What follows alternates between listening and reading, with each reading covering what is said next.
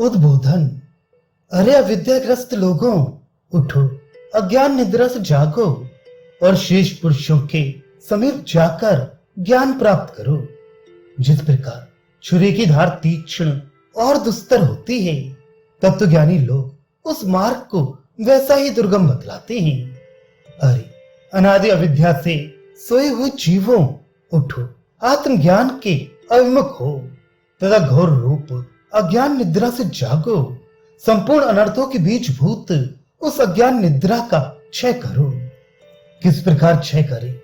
श्रेष्ठ उत्कृष्ट आत्मज्ञानी आचार्यों के पास जाकर उनके समीप पहुंचकर उनके उपदेश किए हुए सर्वांतर्यामी आत्मा को मैं यही हूं ऐसा जानो, उसकी उपेक्षा नहीं करनी चाहिए।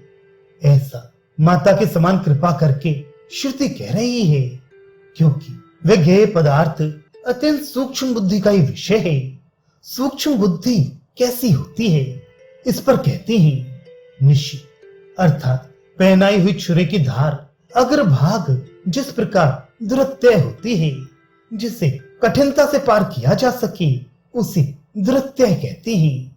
जिस प्रकार उस पर पैरों से चलना अत्यंत कठिन है, उसी प्रकार यह आत्मज्ञान का मार्ग बड़ा दुर्गम अर्थात दुष्प्राप्य है। ऐसा कवि मेधावी पुरुष कहते हैं। अभिप्राय यह है कि ज्ञेय अत्यंत सूक्ष्म होने के कारण मनुष्य जन उससे संबद्ध ज्ञान मार्ग को दुष्प्राप्य बतलाते हैं।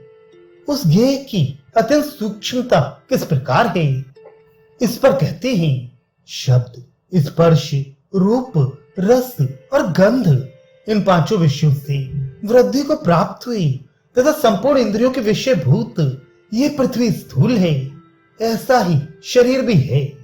उनमें गंध आदि गुणों में से एक एक का अपकर्ष क्षय होने से जल से लेकर आकाश पर्यंत चार भूतों में सूक्ष्मत्व, महत्व, विशुद्धत्व और नित्यत्व आदि का तारतम्य देखा गया है। किंतु स्थूल होने के कारण जहां गंध से लेकर शब्द पर्यंत ये सारे विकार नहीं हैं, उसके सूक्ष्मत्व आदि की निरतिशयता के विषय में क्या कहा जाए।